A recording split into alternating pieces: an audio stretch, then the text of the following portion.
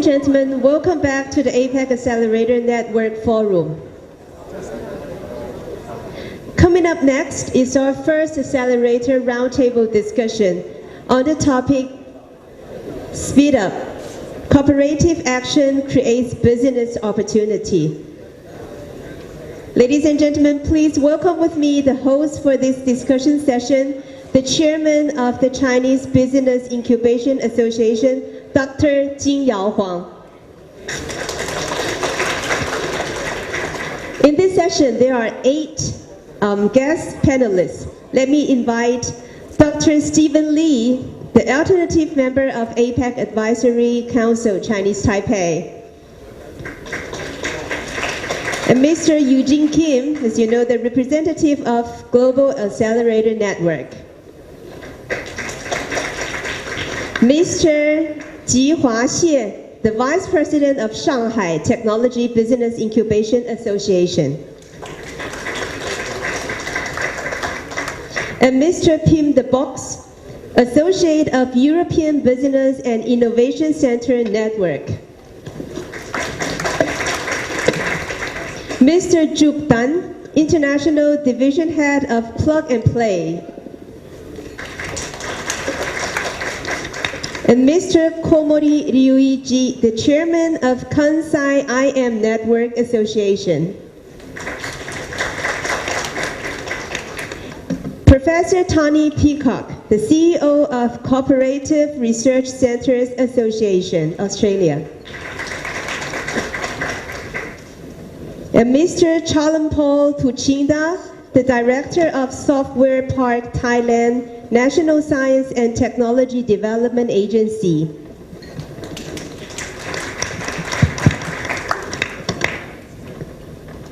And the chair, Dr. Huang, please open the session. Okay, thank you. Deputy General Director Lin, ladies and gentlemen, welcome to this section. I think you all know there's in Taiwan, there's a student movement. I think it's maybe happening everywhere in the world. But then also say one thing, our young talents anxious to get better life in the future. And with the fully connected global network, and they know everything, whatever happens. So I think it's very critical for the government of all levels try to provide the necessary environment for them to satisfy them, right? And especially MOEA, SME actually initiate this Accelerator network is try to really address our entrepreneur, the success, how to make them success. And we have worked very hard to, provide a good environment, but we don't think it's sufficient. So we really need a global partners. And today we actually invite 8 different experts from all different regions and countries.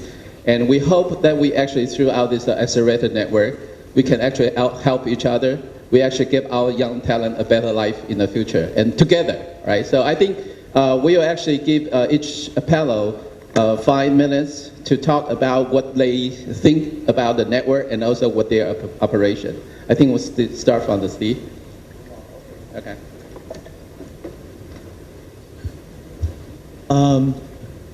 Good morning, everyone. So I think it's a great honor to be here to participate in this excellent event.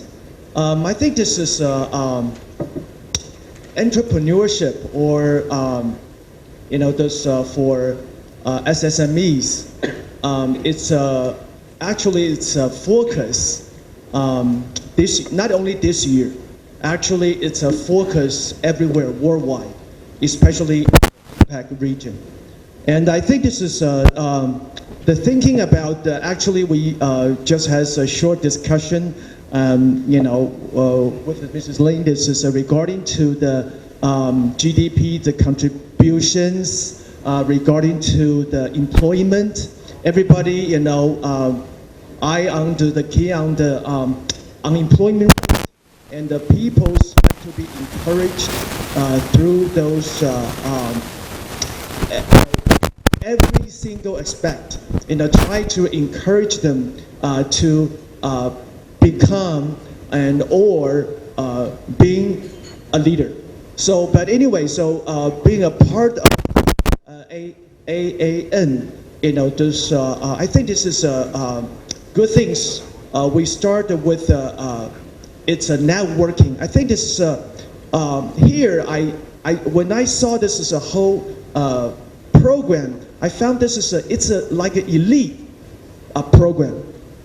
People, because after this panel, we call this competition, and for young people or young entrepreneur or SSMEs, they like to have a somewhere to be compete with. However, they need a process. They need someone or some ways to promote, to encourage, to nurturing them into those kind of we call the successful business. In order to have this kind of ways, I think this is a good opportunities for all the young entrepreneurs to be participate. However, I have one comment for this is networking, because this networking actually is a very good ways to link and to leverage the existing the ones, but they are still kind of missing some kind of components, because this is an event. Actually, it's held not only in Taiwan here, but also in another places, another those economy or called countries, and so that's reason I probably gonna be do something from the APEC point of view. And we initiate, Chinese Taipei initiated, we called APEC Open Innovation Platform. Actually, we've been through, last year, we do the research and we do the survey over 1,000 SSMEs in Taiwan, mainly. And we come to the conclusion, it does require some kind of platform to encourage those entrepreneurship, and based on those things, we open another, it's a complementary to this called the AAN. This is a kind of we'd like to set up a platform we call the marketplace. This is an elite program. Actually, this is a promoting some program being elected as a top 10, top 20 or top 30. However, how about the number 11? How about the number 21? How about number 31? Where those people go? So we open another channel we call the Open Innovation Platform. We set up the guideline and we give opportunities for all the participants. They have some kind of ideas, they require some kind of help, and we have those kind of, we call the Open Innovation Platform. We started actually this initiative this year. We're going to have to do the demo by the end of this year. So we have we call the expert group meeting going to be held next month. Since this is it's an APEC region, we encourage, we invite everyone, if you are interested, we already sent our invitation to all the APEC members. If you really want to participate, please do. And if you need additional information, we'd love to provide some information for you. Okay, thank you very much.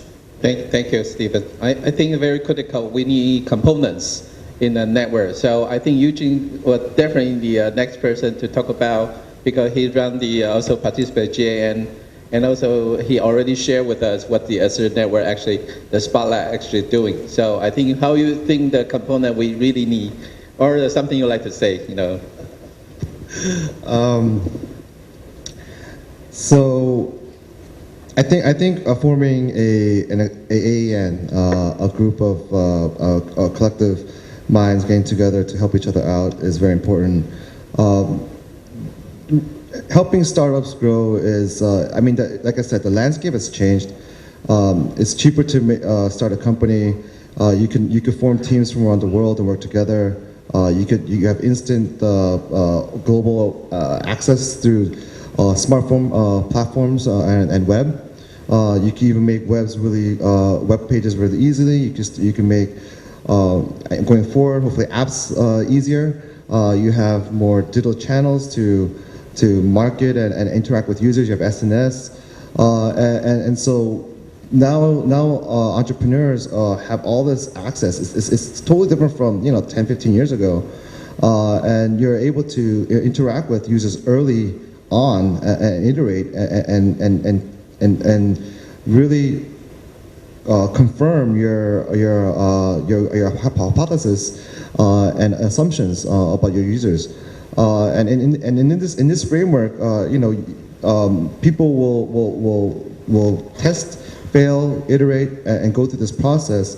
And you want to have mentors and a system to support them. Now they're looking to go global, and more global now. And for them to understand the different markets, it's going to be quite different. So it would be good for them to go across borders through participants' networks to interact and learn more about the market so they could better serve their customers. So I definitely feel that this is it's very important and provides a great support network for the entrepreneurs, because we're all here to help the entrepreneurs succeed, and that should be the main goal. Okay, thank you. I think thanks for comments. I think we are actually trying to do the similar thing that the Jen doing, but they are kind of highly selected. So we'd like to see a different view from China, because they itself is so big, right? And even Shanghai alone is really huge operation. So how about you? I want to share some of your view.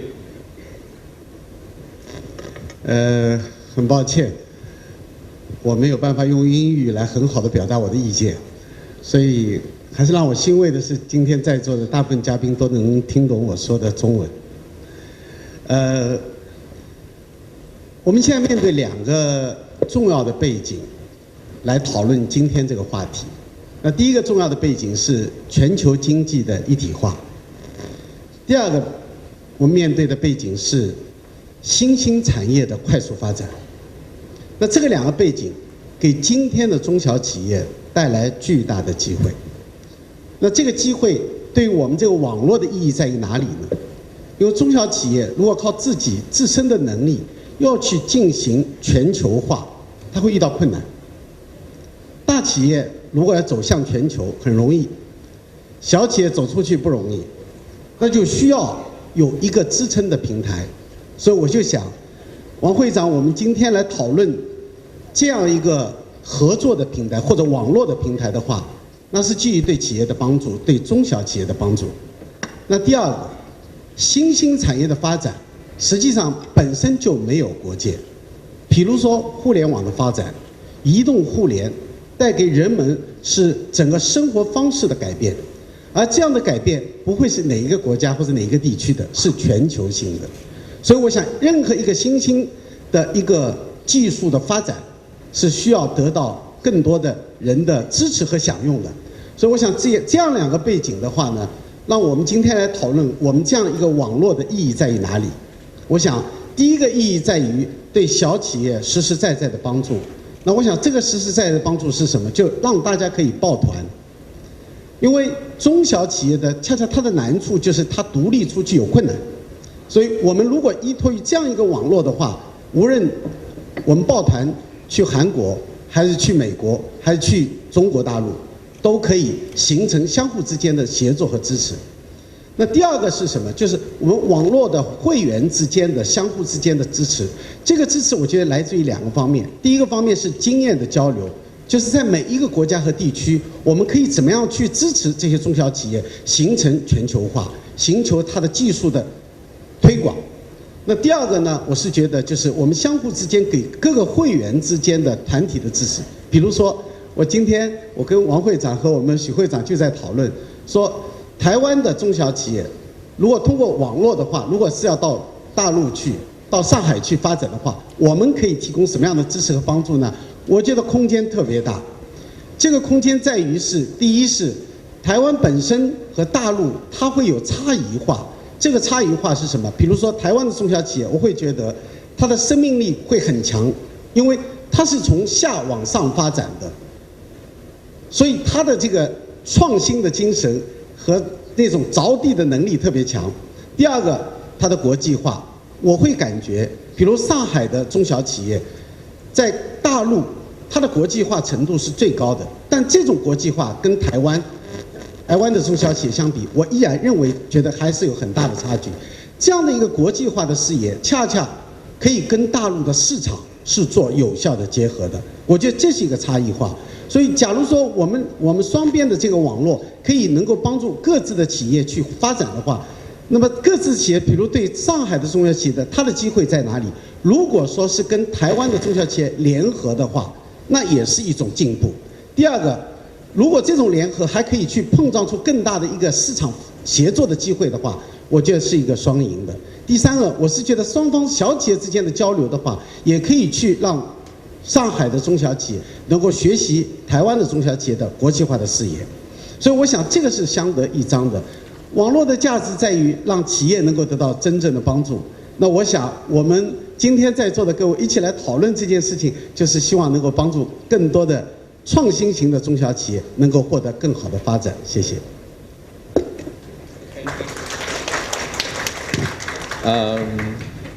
I don't know. Do I need to translate? No, right? Okay, that's. Actually, I can talk a little bit. What he said, I'm not so sure if you're aware of the translation. I think he really talked about the word actually is globalization, unify. But the chance we need the small company, actually emerging market, they actually need to go global. So this is the network really can help, especially for a new entrepreneur, actually to have such a chance to go better life or the globalization. I think he mentioned some IoT, Internet of Things, because that's highly need. There's a lot of small things, but then we need a platform for the integrations. So he think that the AAN, what he think is really can help, especially the SME, really chance to go abroad if you have such a network can be established. And he also mentioned about the differences between the China and Taiwan, or the Chinese Taipei. I think what he said, the Taiwan is a bottom-up approach. He doesn't really mention China is a top-down approach, right? But I mean, the bottom-up, we have 1.3 million small and medium enterprises, and then they are very flexible in terms of the change to reflect the markets. So the Taiwan company has more internationalized as compared to China, and so with the two region, actually the Chinese Taipei and China, if they can actually work together, I think they have to complement each other, and then really can help each other to grow and make Taiwan company even better in the global competition. So I think I thank you for your comments. Next, Ping, right? Ping is very, always has different opinions. I'd like to see what's the different opinions this time. Okay, Ping. You asked me to entice some questions. Huh? Anyway, thank you for having me. It's the third time I'm in Taiwan. It's always great. And I'm from the Netherlands, and in many ways, we look alike. They're small countries, so we have a lot of abroad.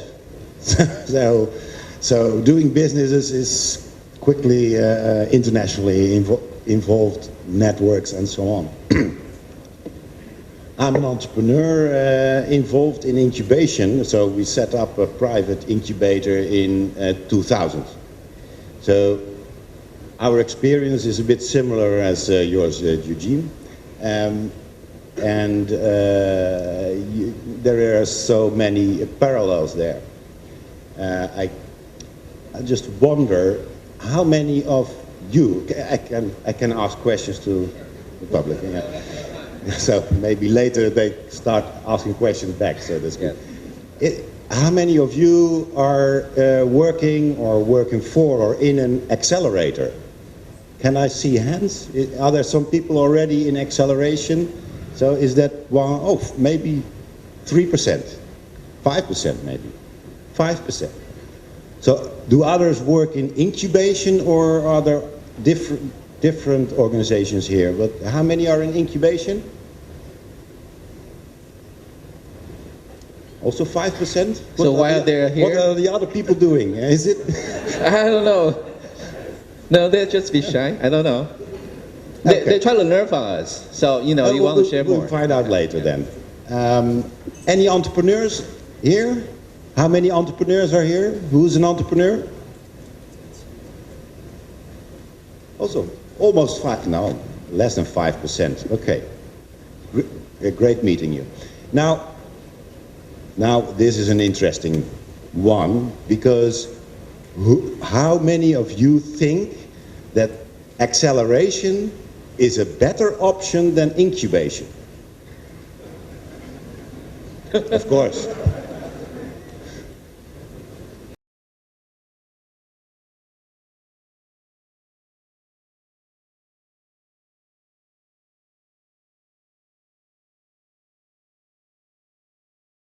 To distribute my presentation, so you can find out more than that.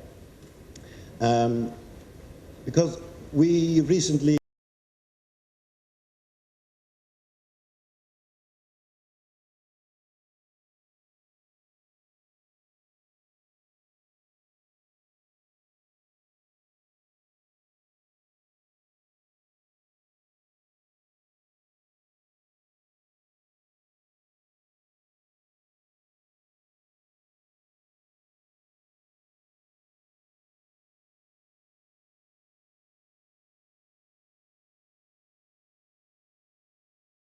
that's very typical for accelerators, that the huge number of applications, they have to select the top best proposals from that. In my experience with incubation, I've never had that position to select from so many applications. So it sounds like a rich environment, but it's a hell of a job, isn't it?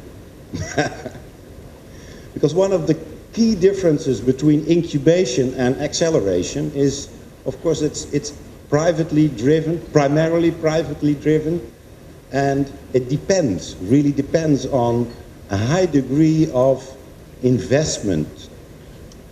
Not at the beginning, of course, but because the accelerator team, they invest themselves in the startups, they like to see some valuation of that after 3 months. So if the world for an accelerator would be perfect, then after 3 months, during the demo day, they will see come in investments for all these startups, 100%. Luckily for all of us, the world is not perfect, so we have a job. But that's what you would like to. So there are many lessons to learn also for incubators or innovation center, economic development agencies from practices in acceleration. I'm not going to explain all of them, because in the presentation is a link to an article I wrote about that. But one thing I want to take out is that Accelerate, and you mentioned it, GAN, one of the beautiful things they did is that because you focus at investment readiness, you're keen on metrics. Metrics, not just, let's say, evaluating after 3 years or something, that's a practice in incubation evaluations, because stakeholders like to see some metrics, no, but continuous metrics. So because you want to see the progress in the startup. Because are we moving forward? Are we getting closer to investment readiness before the demo day? So metric is key. And the beautiful thing about that is, in GAN, is that it's also transparent. So it's shared in the ecosystem, and even, let's say, the macro statistics are shared publicly. Now, I've seen figures of incubators, but they cannot be compared. So maybe one of the only figures that can be compared is job generation, and survival rate. Although nobody discloses how this survival rate is really statistically gathered. But statistics of in GAN is based on a harmonized system. So this means that when I look at the GAN website, and I can easily compare Eugene's accelerator with an accelerator in Germany, in the GAN. And that makes sense. It's not that it's perfect, but it's from the start. It's the idea is that doesn't matter. We are here as an ecosystem to generate performance. Now, metrics, what you can learn from that is that what we say is that accelerators are about venture management. That's the sort of relationship they have with the venture capital world. And we advocate as pioneers, that's my company, that also incubators and other organizations learn from that and pick it up, because it creates a more focused process and relationship also, a more involved relationship with the startups and the entrepreneurs you're guiding. Now, I probably don't have much more time, so I'll just stick to that. Improve yourselves. Don't necessarily become an accelerator, because the type of companies you can serve with that business model is also limited. It's not very interesting to accelerate a pharma company, for instance, that might need 7 years time to market. A bit difficult, but learn from each other. And the thing I want to put forward is that invest in metrics.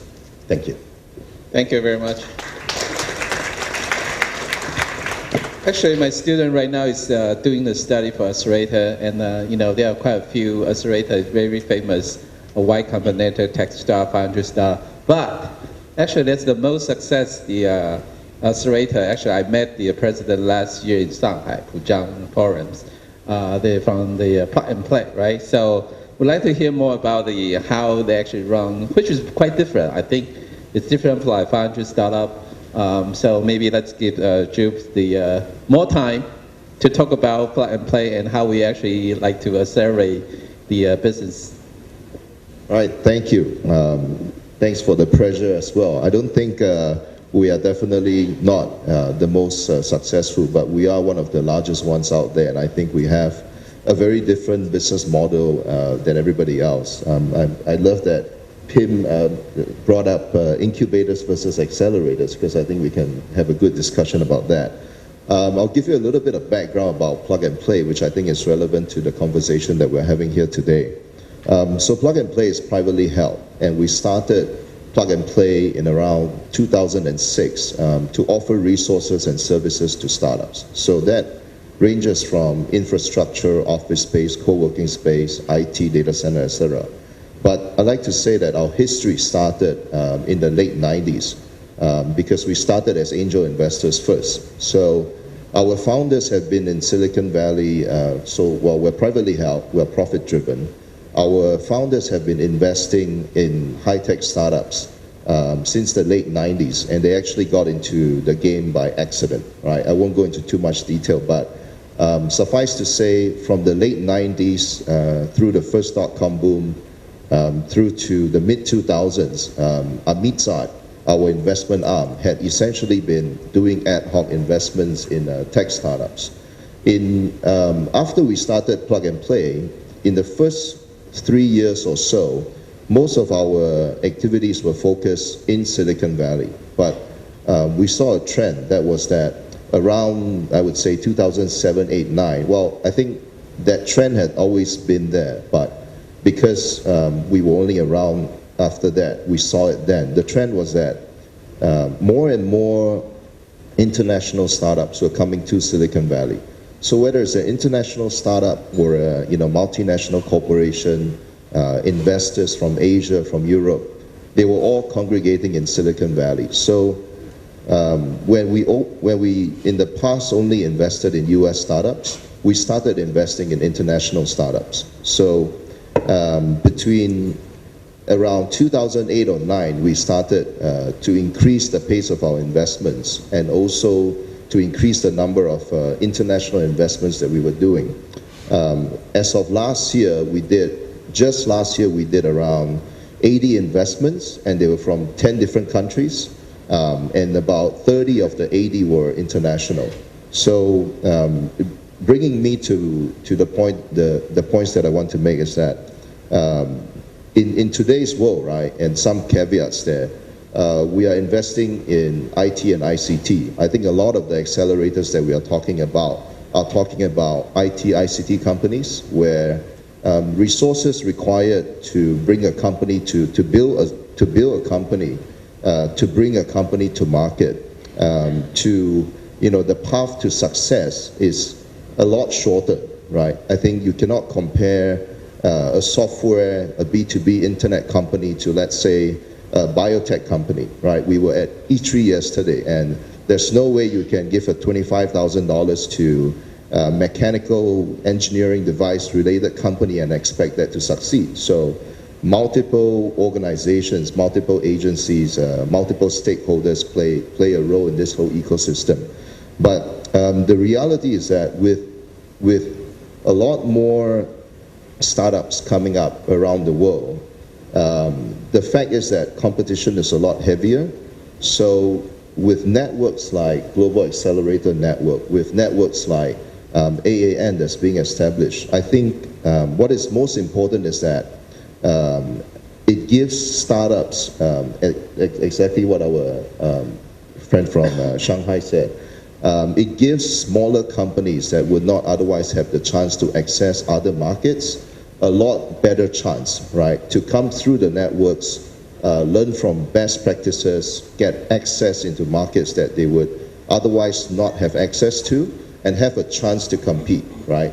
So that brings me to, I think the important thing is that as we are helping startups grow, it's important to look at them and encourage them to go global, but be very conscious of the local economies and the situations, right? Because we talk about best practices and all that, but every local economy is different.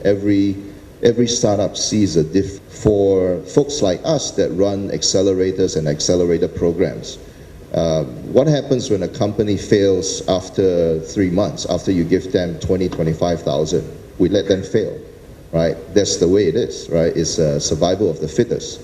If out of 10 companies we have 2 companies that are doing well, we focus our resources on those 2. And what happens to the other 8?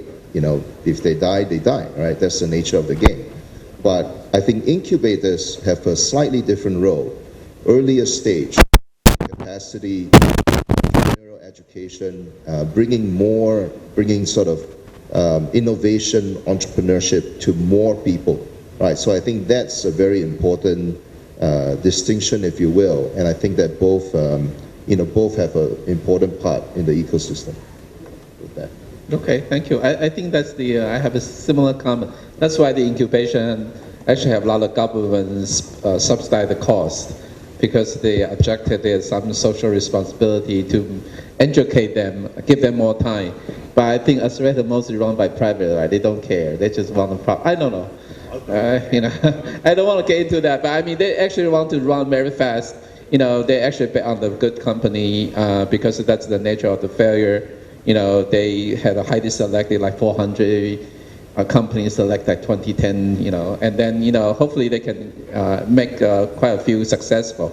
But I think that's in the real world, there's no mercy, right? I mean, this competition, global competition.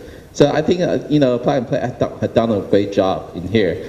Let's move to Japan, because I think Japan is really recently export a lot of money to stimulate the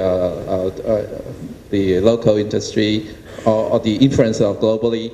But I mean, Japan usually have a big corporate, right, dominate the whole thing. So Ray actually is very active in terms of those startups. special incubation or the collaboration with the industry.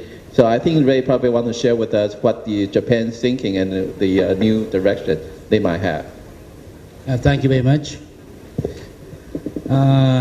It's very my honor to be here, to be invited to this session. My name is Komori, and before talking about our activities, let me talk about myself briefly. Okay, I was working for Panasonic for 38 years. My role was I was in overseas marketing and sales, and later days I was in management as well. And I'm a B2B guy, not the consumer product like a TV or radios. I was more involved in industry area. Okay, I'm an industry guy. Prior to my happy retirement, 2 years before, okay, company assigned me to one of the business incubator in Osaka area as a COO. Okay, we got quite a few companies in that facilities, 55 companies. I took care of them as an incubator, together with 3 incubation managers under me.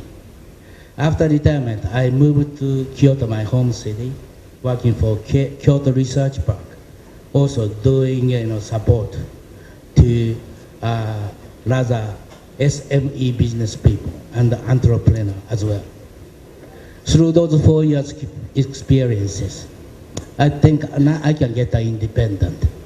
So now I become a kind of virtual incubator. I established my own company, RK International. I'm supporting basically all the SME people and entrepreneurs to go overseas. That is my mission of my company. On the other hand, I'm a chairman of a Kansai IM Network Association. What I call it, KAINA. And KAINA's mission is we are the voluntary organization, and we unify 100 incubation manager and also coordinators in Kansai area. Kansai is a Western Japan area, including Osaka, Kyoto, Kobe, Nara, Wakayama, totals 7 prefectures. If you believe or not, our GDP is quite large, which is almost equal to Korea. Okay, and as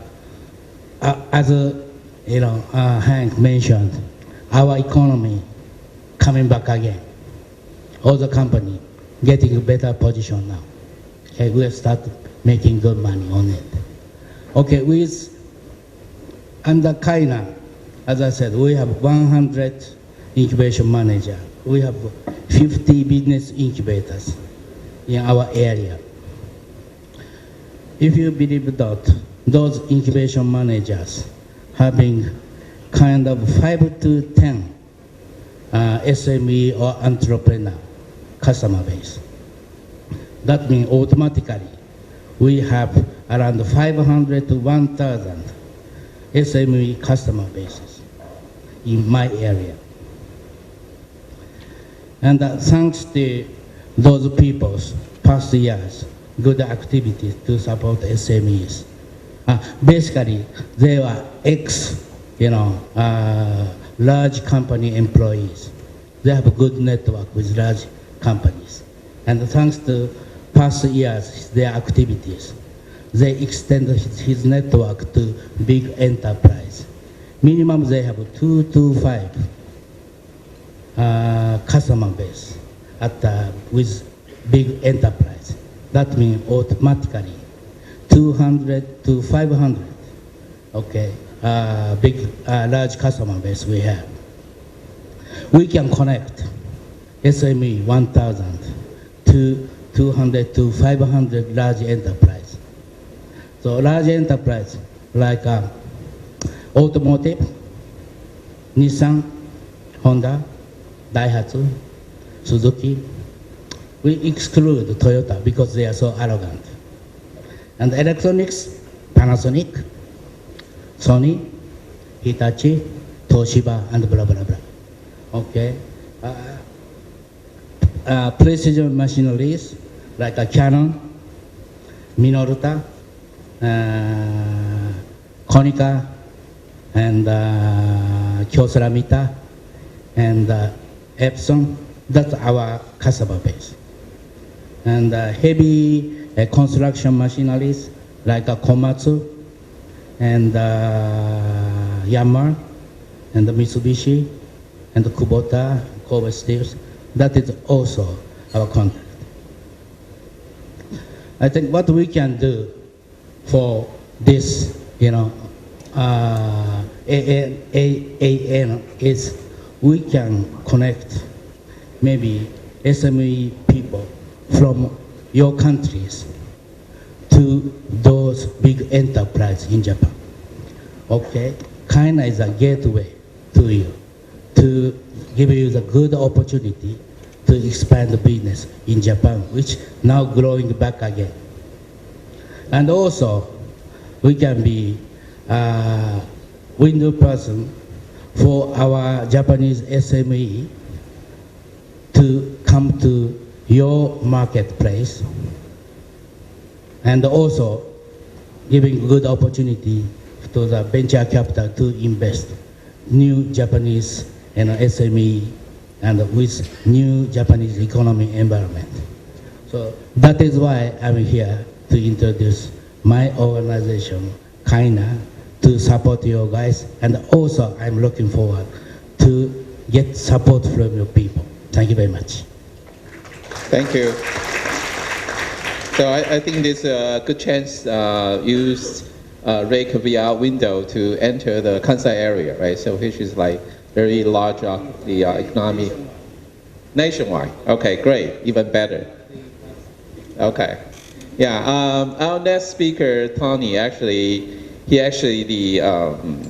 involved heavily with the research collaborations from Australia, and then highly recommended by our regional directors. I think he was going to share some of his view in terms of how they did in Australia and how he think about the AAN. Thank you. Thank you very much, and thank you for the invitation. My first trip to Taiwan, and very much enjoying it. Australia's population is about the same as that of Taiwan, about 22, 23 million people, and we also live on an island, but that island is a little bit bigger than Taiwan. And people often don't realise it's about the same size as the 48 states of the United States. It's big. And so we have a problem with such a dispersed population, with an agriculture and minerals-based economy originally, and now services, that collaboration is a major issue for us because of the distances. We're also a long way from anywhere except New Zealand, and we consider that that doesn't count very often. So we're a long way from markets as well. So the Australian government has had a 20-year plus program to concentrate on collaboration between industry and the university and research organisation sectors, called the Cooperative Research Centres. And I run the club, if you like, of the Cooperative Research Centres. There's currently 36 in the country. And they are very different to the accelerators that we're talking about today, but they have very similar objectives to bring knowledge out of our intense knowledge-based organisations and apply it. So unashamedly about applied research. They have to concentrate on a major challenge to the country. Inevitably that is a global challenge because it's rarely worth a large collaboration or a large research effort on a purely Australian issue. They're usually global, they may have a context there. And it's to, I guess, bridge that traditional valley of death between industry and the public research organisations, but very much from industry back, not from the researchers. So the the whole existence of a cooperative research centre in Australia is that it must be what we call end-user driven or industry driven. So there's a small governance structure like a company, a small company itself. The Australian government puts money in on a collaborative basis, and but it hands over management of those centres to the industry, because there's a very strong feeling, and I couldn't agree more with the government on this, that really you have to have that market facing. Whether you're talking about environmental industries or even public good type things, that culture is absolutely imperative in accelerating that use of that knowledge and putting the imperative there. Researchers, and I'm a researcher originally myself, will follow any pathway. We don't really care where it leads very often. And so having that governance structure around putting researchers back on the pathway to actually a use, something that can be applied.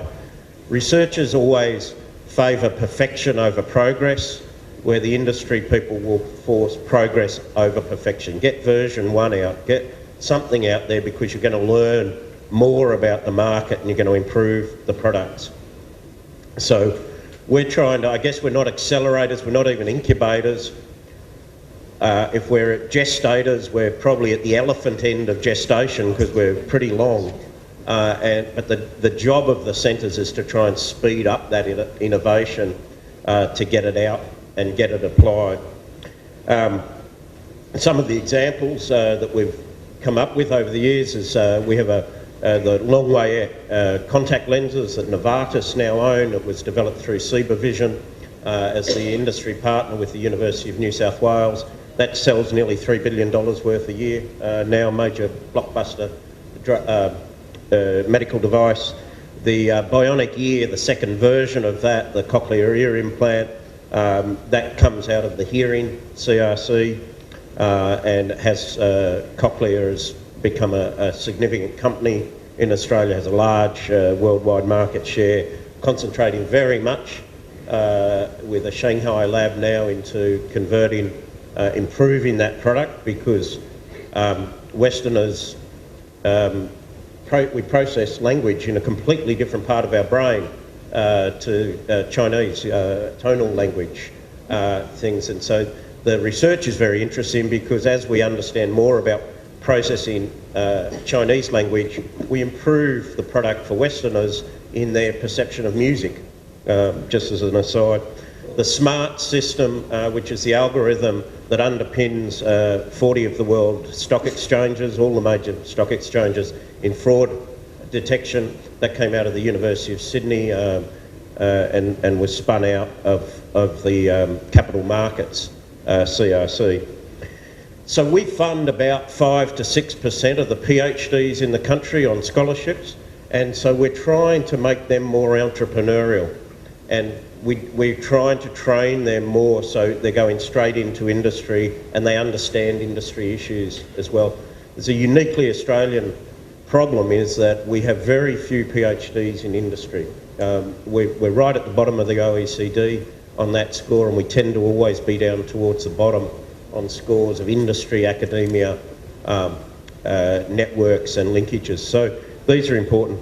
The things we've learnt through our centres, we're not just talking IT type things, is that the time frames are very important. So our centres are funded for 7 years at a time, so they're quite patient capital. The government has been willing to fund them for up to 4 terms. We have centres in their 4th term, all based on performance. The scale is important, so the average federal government investment in a cooperative research centre is $4 million Australian a year. That's about 3.6 million US dollars per year, so they're quite large centres. But the number one thing is what I began with, that cultural issue of who drives, who decides which of the projects you're going to go on with and which of the ones are you going to put on hold or cut out. And the governance structure is terribly important. And in all those our tour yesterday and the work that ETRI's doing and the work of all the accelerators I've heard about, that cultural issue is very, very important and vital to success in getting products and services out there. And also, it's the style of mentoring that you bring and how you create that cultural change. We heard yesterday at ITRI of research leaders that are very, very reluctant to leave a lab. And Johnson told us that he cuts their projects off if they don't go out into industry for a while. And we find that as well, that there's a huge reluctance to really look at that industry horizon. But when they do, really magic things happen and you get creativity that's just astounding and well worth the persistence and well worth pushing for, and if necessary, not funding their project, so they're forced to go and do it. So that's the cooperative research centres. They've all got global partners now. We actually find that many of the technologies are rolled out through multinational large companies, not just SMEs. They do start-up companies, but only if they think a start-up's the only way to go. They'll usually license or do some other mechanism before a start-up, but they will start up and take students or staff and put them in and give them time. But again, we always find we don't give those start-ups enough time or enough money to really get through, and you do need that coaching. Thank you. Thank you. Before we take questions, I think there's a fast growth in Asia's economics, and especially Southeast Asia. I think Thailand there certainly is the leading in this in terms of the growth. So Charles is going to share with us what the aggressive move, how they actually like to lead the SME development in Thailand. Charles. Okay, thank you, and thank you for having me here. I've been in Taiwan for a couple of dozen times, but in the airport, but not here. This is the first time outside the airport. Okay. I think we are in a very exciting moment where a lot of people talk about culture. Like Thailand, Thai people, the culture is normally shy, and we networking within our own peer, within our own people that we're familiar with. Now, with all this accelerator networking, all this startup, we have to expose ourselves, open ourselves into people that we don't know, and people in different culture, different countries. So that is very challenging for a lot of people to step out of their comfort zone into something that very, very new. But eventually, if they succeed, they're very sweet results, hopefully, for investment, right? So let me talk about Software Park Thailand. Software Park Thailand has been established since 1997 by the cabinet, so we are government and under the Ministry of Science and Technology. And thank you for my previous successor. The infrastructure of Software Park has been very well integrated and set up. So it's very easy for me just to carry on what Software Park have been doing and then add on some other things. Okay. So the program that Software Park run is we starting up from the startups. So our target audience starting from students in the last year of grad school. So we help them to try to come up with the idea that's develop product that close to the market. So we just ran that program last year, and then once they have the product, then we then start training them about the business, the market serving business plan and business model. So get them ready to go into a real business. So we probably have about maybe 20% success from that group to move on to the next incubation program, where they are seriously want to set up business. And during those times, we provide training on various topics, for example, financial, accounting, marketing, legal, whatever it is that they needed. And most important of all, we get them connected to either customer, to a partner, or the VC. You know, because Software Park, we are governments, and we just don't have money to invest. We can't invest, so we're kind of part of the accelerator, but not in the equity side. So when I look at this incubation acceleration's concern is, I see incubation is more of we are nurturing a startup to have a very good growth and strong foundations. so that one day when they're ready, we accelerate them by connecting them having a broader perspective in the market, understand the big pictures, think global and grow local. So you have to think outside Thailand, because one of the challenges that we found in the recent years is we have a lot of investors coming through Thailand, through Salva Park, mostly in Japan, Singapore, and other countries. But the challenge they found is the product is difficult to scale, because the incubators, the startup, they're thinking only local.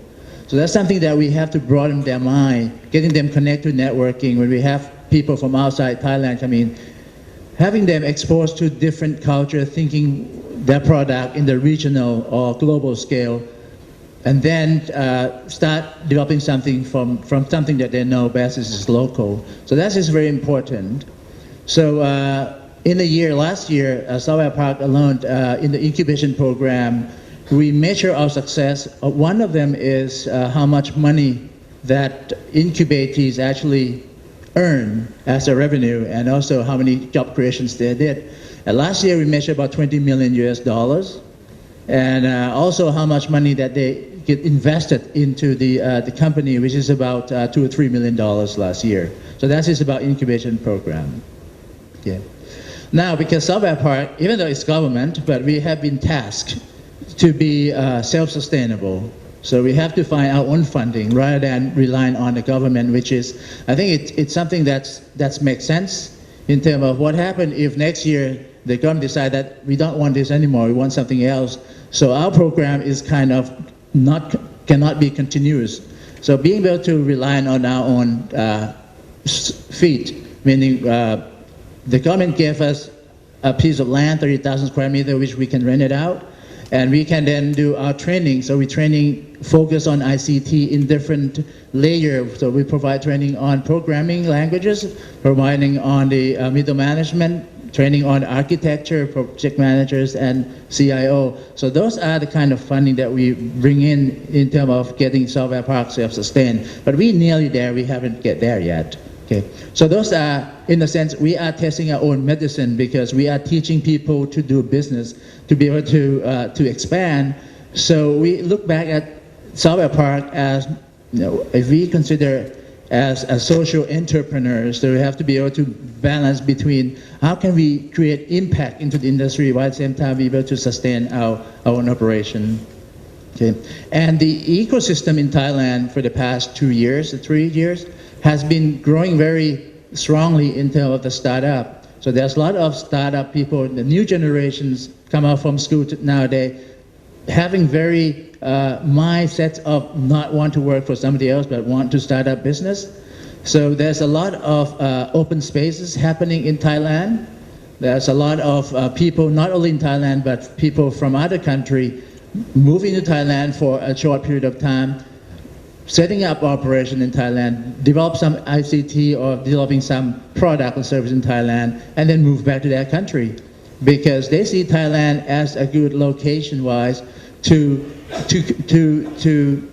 connect to other country in ASEAN. So they can use Thailand as a base to go to Indonesia, go to Myanmar, go to Laos, Vietnam. So that has been seen happening. And last year, so what Salva Park is trying to do is we're trying to then encourage that by, last year we worked with the Office of SME Promotion Thailand, set up a seminar events where we invited about 6 people from 6 countries, either the VCs, the players, the startup, into Thailand just to get together. So we see a lot of networking happening in Thailand. I would say few times in a month, because we have a lot of players in Thailand, we have about 5 ministries in Thailand that focus interested in startup. We have number of about 60 incubation centers in Thailand, mostly in the university. We have starting having investor in Thailand, either from telephone or mobile operators, from people who already been successful previously. Some of the Salva Park alumni who graduate from our program now, they now becoming investor themselves. So the incubations and the startup ecosystem in Thailand has started to grow, and we see that we are in a very good positions for any country to expand their operation or doing something in ASEAN would be a good place to start. Yeah, good to hear that. Thanks, Charles. That's thank you. How about let's now take questions? Any questions from audience? Can we give the microphone to audience? Can you speak where you're from, and also who you would like to ask?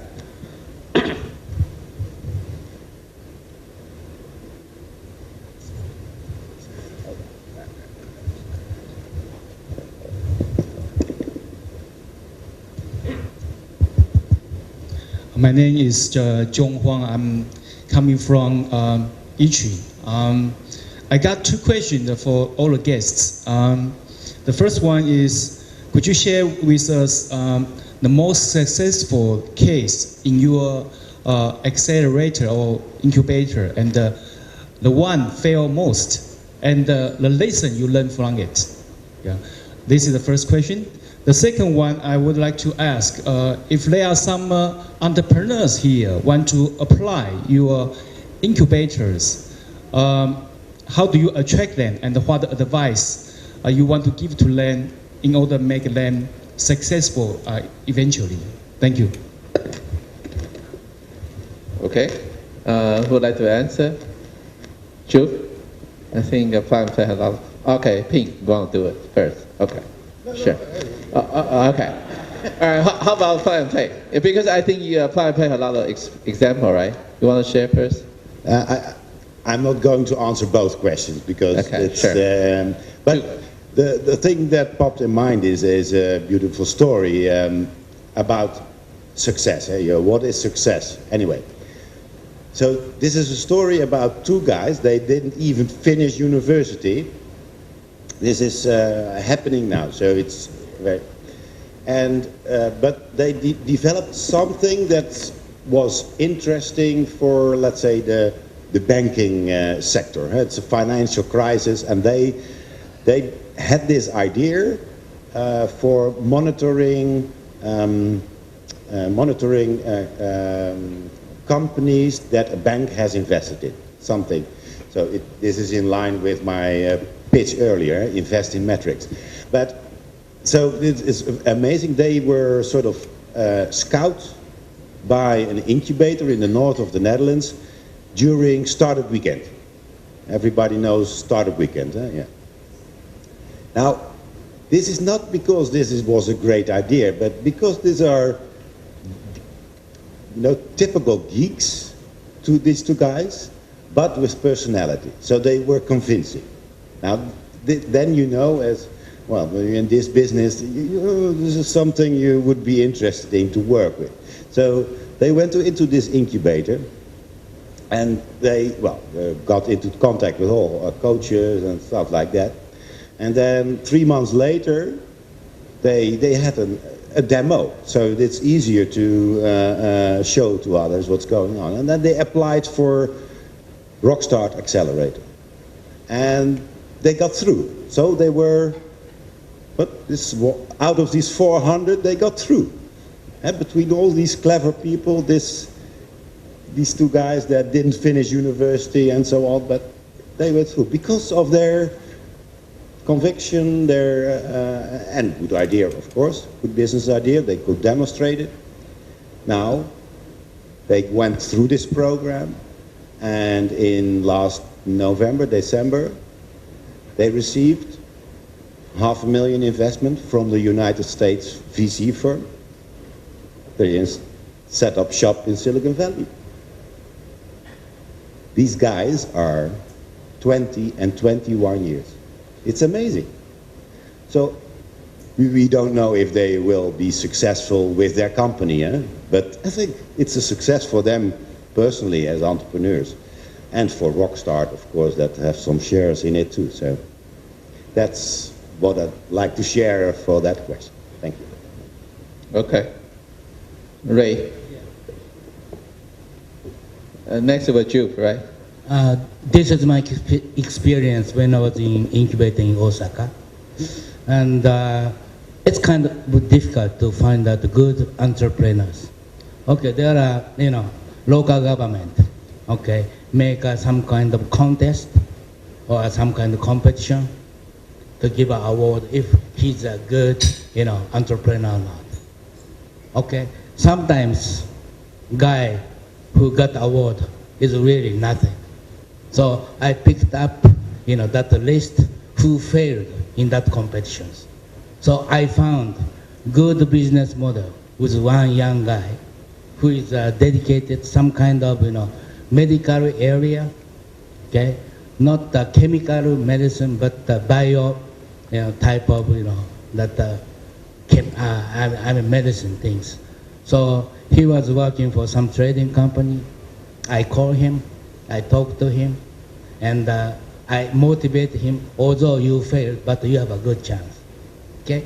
I talked to him, and his business model is he brings that biomedicine to, to become kind of, pharmacy area champion. But I said, oh, don't hurry. You are still young and non-experienced, okay? Then he said he want to go to human being. Okay, I said, don't touch about human being. Let's go to animal, pet first. Because, that the ministry control human being and animal is different. Animal is a more agriculture ministry, which is, restrictions very, very low, okay? As you know, it takes 7 to 8 years if it will be approved by, government, okay? Therefore, we focus on the pet market, okay? Pet market, he want to go to medicine. Then I said, don't go to medicine. Let's start with supplement, which is no restriction, okay? But you have to be careful not to oversell, okay? So therefore we made some kind of product with him. Then next issue is how to sell. So I checked my network. I found out some, unique company named Thermo. Thermo is a giant in Japan for catheter and that area. But they are already, matured in that field. Therefore, they need a new domain. That I knew. Therefore, using my network, I talked to, director there. Why don't you go to pet market with some kind of supplemental type of thing to start with? Then they will move to there. And I made a matching with them. Now it's been 6 years. Now he makes $2 million business a year. That is a success story, okay? Unsuccess story is I only support, entrepreneur or SME who has a very unique technology or service, okay? That guy having a good technology of heat exchangers, okay? So I checked the products, it looks good. And I contacted to some air conditioner, big company like Daikin, Panasonic, so-and-so, and they like it, that technology. Okay, we made a matching, and they tested the machines, and looks okay, but still there are many, many issues to overcome. However, one day I called him, okay, but his telephone disconnected. By any reason, I don't know, he disappeared. That was the most unsuccessful story. Thank you very much.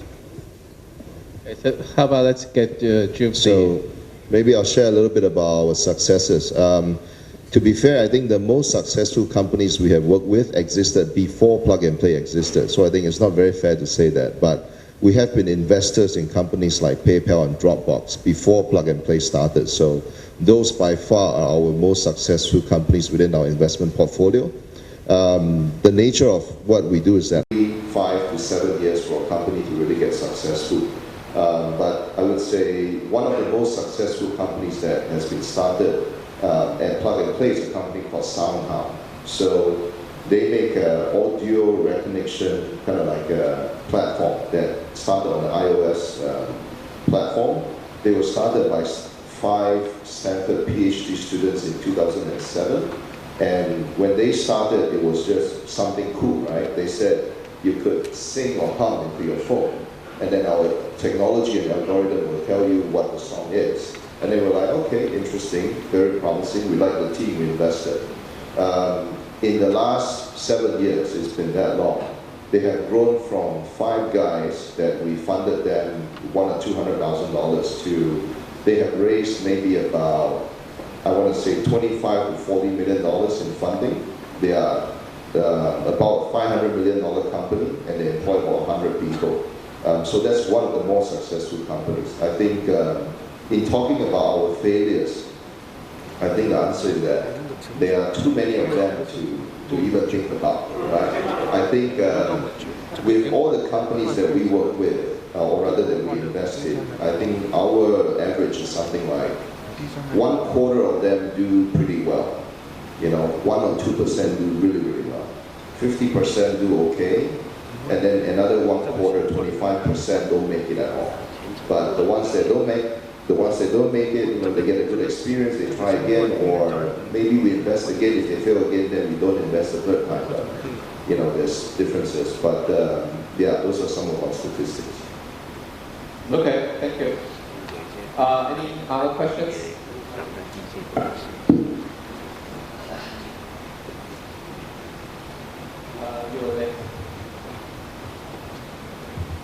Thank you. I'm from Chile.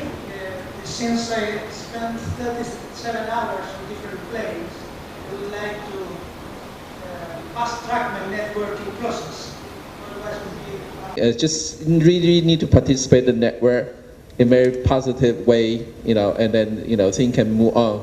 And so I think even we talk about APEC, the Accelerator network, we are thinking it's just the starting, the business platform we try to establish first, because there's a lot of detail to make things work. The mechanism and the component actually mentioned here, and how to really handling. I think GM have quite a few experience, but they have a high requirement in how to participate as a member.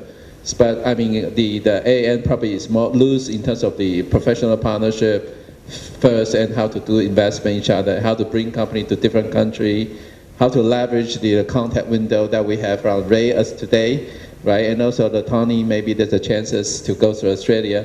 But I mean, this is really somehow is the company need to go different country, and we should try to find a partner. Vice versa, if you're any company from Southeast Asia, South American like to go to Asia or maybe US, they can find a way and contact, and that really help them to boost up their business.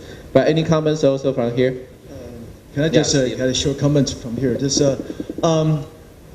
Actually, this next APEC meeting going to be held in Chile, and I was invited to attend there. Yeah, yes.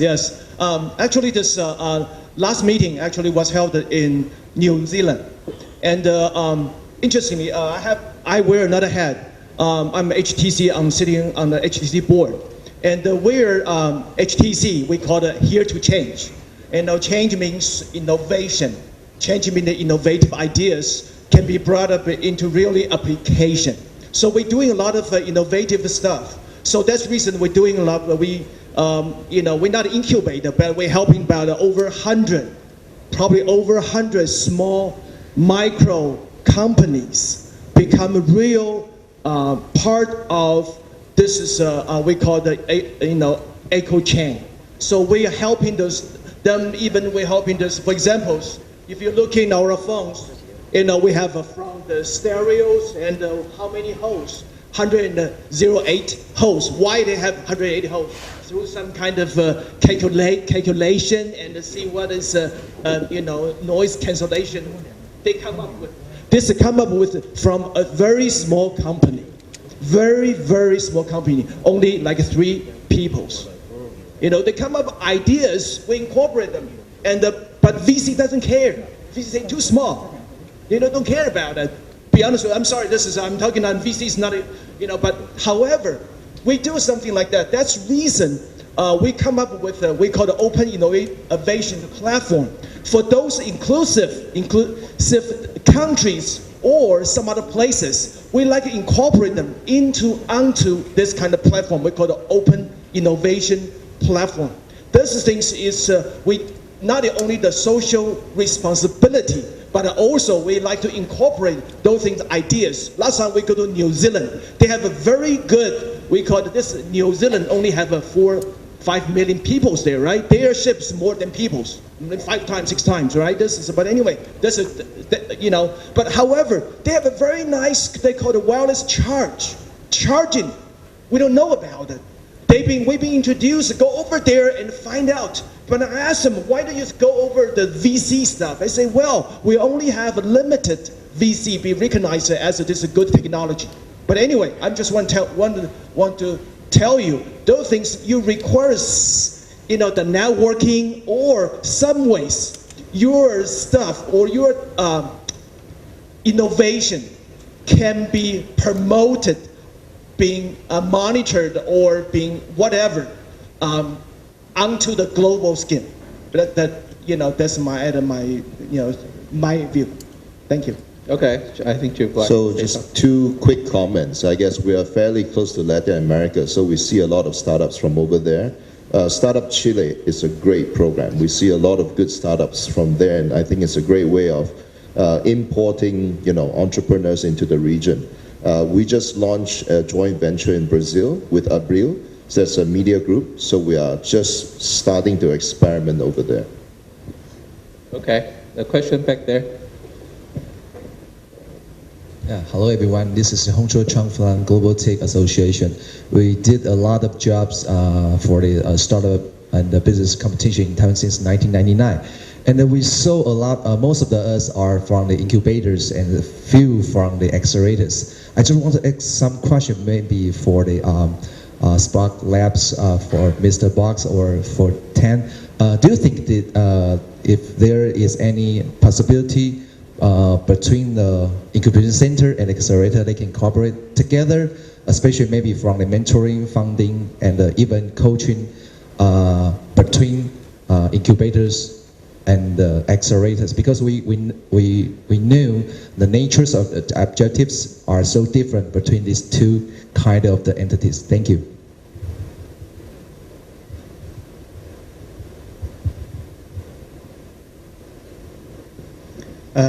我先回应你一下啊，因为对于我来说，我可能会有一点不一样，就是因为现在我们大家在讨论说育成和加速的区别在哪里。其实我们今天做这个事情都是基于企业的需要。那么对创新型的企业来说，我们其实做了3种，一种是什么？一种是育成的前期，我们做了一个创业苗圃。为什么会做创业苗圃呢？就是我在做育成的过程当中，我会发现一个问题，特别是大学生或者青年人，他创业的失败率是很高的，但是他的失败的成本同样是巨大的。那么我们就在想，我们是不是可以根据他们的需要往前走一步？所以我们做了一个创业苗圃。那创业苗圃是什么？创业苗圃就是没有成立，你先来试，如果试了行，你再成立公司；如果不行，那就重新来，不要再做下去，你去就业。所以从创业苗圃这个概念上来说，很多人问我，他说你的成功率是多少？我认为成功率是100%，是因为即使他不创业，他在这一阶段所经历的训练依然是有价值。那么第2个阶段是什么？就是你在孵化器的这个阶段。那我们今天所有的嘉宾当中，可能会对加速器的理解会有一点不一样。比如说，有的理解是认为基于我投资了是加速器，那有的理解是会觉得这个企业涨了比育成的更大一点的是加速器。那我是觉得其实是2个，企业它在不同的阶段，它是有不同的需要的。那即便是它长大了一点的时候，你在育成阶段给它的帮助可能不够了，所以需要加速器的支持。但是加速器当中很重要的一个东西是企业的加速成长当中很重要的一块是靠资本来实现企业的加速成长的，所以我认为它这个当中不矛盾。所以育成的阶段可能相对来说企业的诉求可能没有那么复杂，加速的阶段它可能的企业的诉求更加多一点，特别是资本。所以我认为这个可能是不一样的一点。谢谢。Okay. Any other comments? I think it's kind of obvious, right? We can work together, incubation and accelerator. There's no conflict. Yeah, well, I think one last question, if any questions. All right.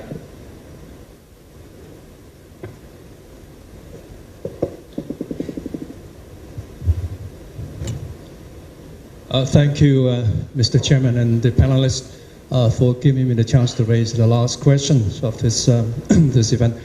I think the discussion so far about the almost like an ecosystem of innovation, the critical and very important starting stage is the human resource, the people. We talk about universities, and I would consider the university as the cradle of innovators, and I think the seeds of this innovation are very important, critical to the success of what we're talking about today. I think I would suggest at this APEC Accelerator Network, if we can have an active program to, I would say, incubate the seeds, and also to promote and to work together among the APEC member countries to ensure that we have an almost like ongoing supply of the future entrepreneurs. That is the seeds of this innovation process. That would be very, very meaningful and very, very important. I would like to hear the views and comments from our panelists, please. Thank you. Yeah, Steve. Yeah, I just mentioned this. I know they have an argument between the incubation and also the acceleration or accelerator, whatever. And you mentioned this. You asked whether have cross this APEC region or whatever. This is some kind of platform. That's needs. Actually, I agree with the panelists here. Because the requirements from industry, and because we see a lot of the good innovations, they being seed in the wrong place, or they being treated differently. They be treated, not through the normal process. That's the reason we try to, based on our own experience, we initiate, we call the Open Innovation Platform. This is the platform we set up like a guideline. For those people, they don't need to waste their time and the money, whatever efforts to go through this process. You mentioned it's right.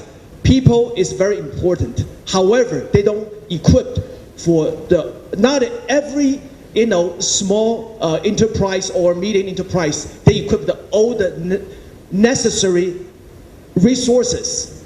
That's the platform we trying to do, is to provide some kind of a consultancy for those seeds can be grown properly, and those in a way they can fit into those kind of platform.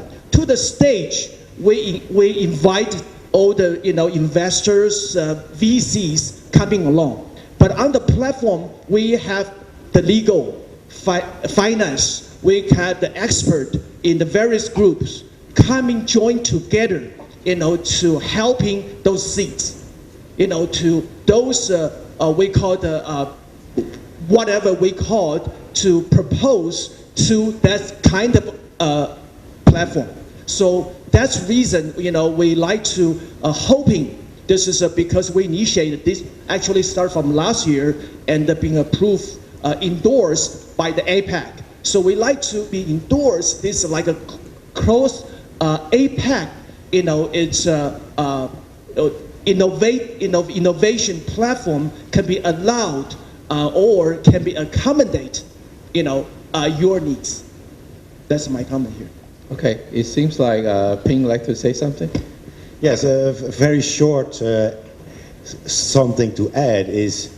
Yes, it is about human capital and how to turn this in, maybe together with social capital, into financial capital and capital for society. Yeah? So that's a sort of relationship between these two.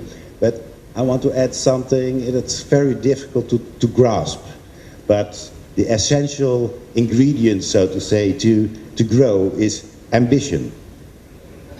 Yes, and growing ambition, that's a sort of immaculate job for incubators, accelerators, to help grow ambition. Although we don't know how, we know that it has something to do with bringing people together, organize a little bit of competition, hope to find synergies there, and then from there you show good examples, entice passion, learn people to present, like this afternoon, if we have these things, we'll see. Ambition, that's what we need. Otherwise, we don't dare go onto the stage or to the United States or whatever. Ambition. Thank you. Okay, well, I think good comment. I think the last comment is Tony. So you want to say something, right? I just wanted to add as well, we mustn't try and make all these innovators in universities conform to a pitch and accelerator model where they must be able to say in 30 seconds what they're about, because many of them, if you test my PhD students, I've 28 PhD students, 26 are off the scale introverts. So the extrovert ones are the ones that look at your shoes instead of their own when they're talking to you. And if we try to turn them all into an entrepreneur, we'll miss out on some innovation. So there's the onus on us to accept that there's all sorts of different innovators as well, because I fear that we're getting into too much, make them conform to our model, pitch to us, and we discard them if they're not a good presenter. But there's an awful lot of good innovation where we need to do more work to discover it. So let's keep all those channels open as well. I know Red's going to say a few words, right? So I'll give you a last chance. No more. Thank you. Okay. Yeah. Okay. So regarding human resources, I think all the entrepreneurs, they have wishes and desires to be big. Okay. Otherwise, they are not entrepreneurs. Okay. But more important is incubation manager or accelerators, quality. Okay. What we do is we try to educate our incubation managers, okay, by many schemes. Like we try to provide more information from government, what is new economic policy and blah blah blah. Plus, I have one thing a little bit against Dr. Lee, that regarding open innovation. Yes, this is my experience, and first 4 years I was deeply involved into open innovation, conducted by more like a public sectors. But we never had any good success. Okay, we can make events. Okay, we disclose requirement from a big company to SME people. But do you know why? It could not be successful. Because large company never disclose their real requirement. Because audience, okay, even we selected to some coordinators or incubation managers, there's no guarantee competition is there or not. Therefore, they never disclose.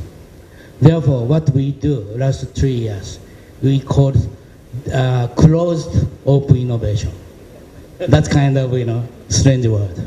Closed means we disclose, requirement of the big company to selected member who can accept the NDA. That is why, large company, they disclose their real requirement. And with selected, that the audience, maybe coordinator, incubation managers. As I said, they have his fixed SME customer base. And they select good SME to introduce to large company. So hit ratio is very much like a 30%. When we did in the past, normally open innovation, less than 3%. That's a reality. Okay. Thanks for the comments. I think I'm pretty can assure you it would not be just the forums.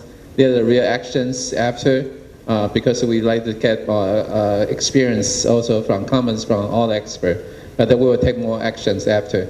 But now I think we are end of our section. I'm really thank you our panelists from all different countries, regions, they really share their experiences and know how and know in terms of the comments. That's given thanks.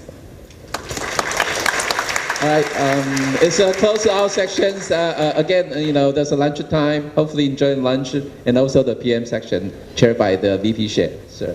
Thank you very much, Dr. Huang, and all of our guest panelists for your sharing your perspectives and experiences and make this discussion very interesting and informative. Thank you very much. And ladies and gentlemen, we will now be breaking for lunch. And please make sure to turn in the interpretation device to the counter or keep it well for the afternoon session, please.